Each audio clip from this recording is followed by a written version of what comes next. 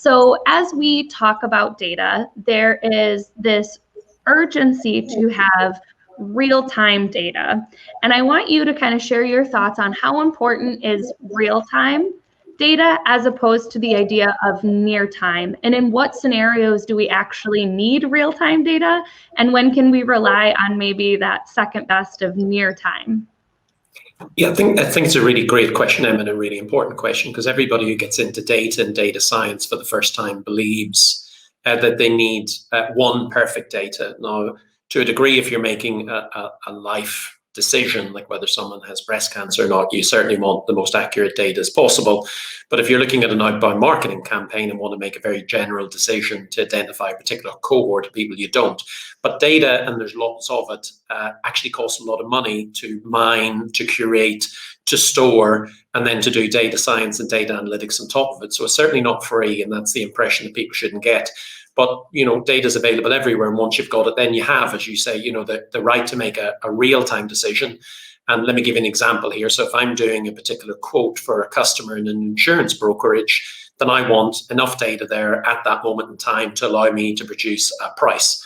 Because if we don't produce a price in real time for a customer, they're going to go somewhere else. And therefore, I want their credit data, I want their risk data, I want to look up maybe floodplain data, where their house is sitting, or hurricanes, or whatever else, depending on where you are in the world.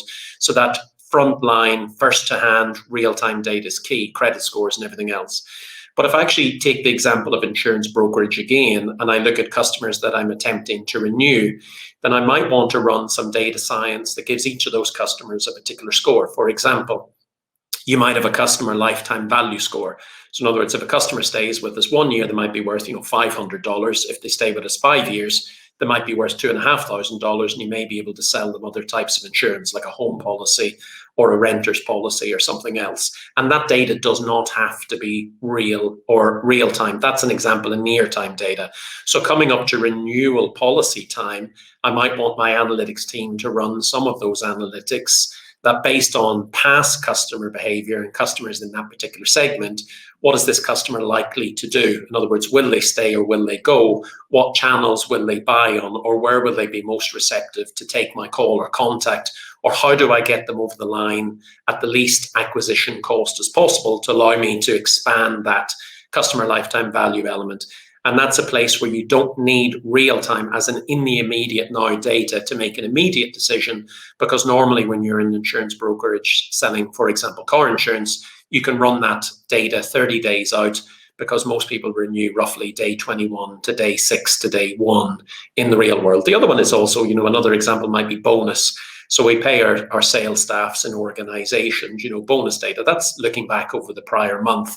And you normally run those figures to pay in a payroll 1 month later. That doesn't need to be real time right now, on the button accurate data.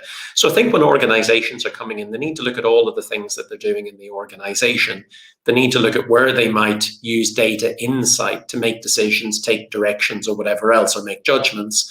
And then decide whether that needs to be right now, up to date, fully accurate. That's the on the button stuff, the real time, or whether they can actually allow the data maybe not to be as accurate or not to be as in real time, and then adjust their resourcing and their costs of acquiring, filtering, tidying, and presenting that data accordingly. So those would be a couple of examples, Emma, of right now, need it on the button, and doesn't have to be quite on the button now, and therefore we can take time and not spend as much money.